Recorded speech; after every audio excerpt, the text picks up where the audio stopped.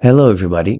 This video is about how to use MRTech image processing software with MIPI cameras and NVIDIA Jetson.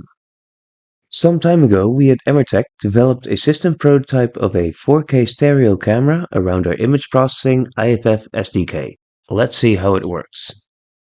An application running on Jetson uses MRTech IFF SDK to process images from MIPI cameras and then transmit two encoded streams to the network. A remote application can receive these streams and use them.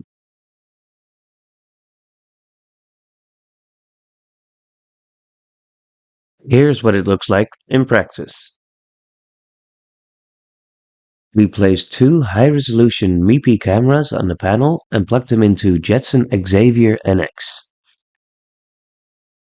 Running the application on Xavier NX, we capture images from two MIPI cameras. Then using IFF SDK, we do color processing and send two image streams to the network without frame loss.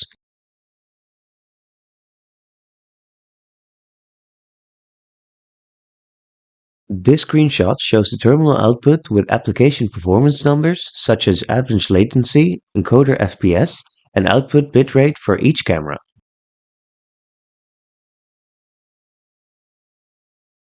We installed our prototype in the car. Then we turned on the Jetson module with the cameras and started the application.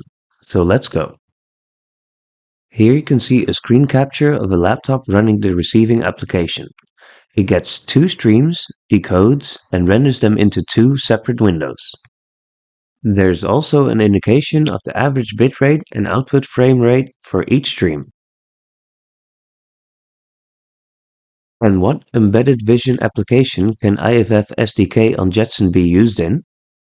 We target software for medical equipment, security systems, 3D stereoscopic video, drones, and many others.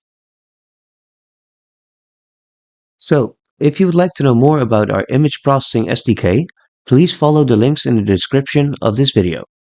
Thank you for watching and see you again.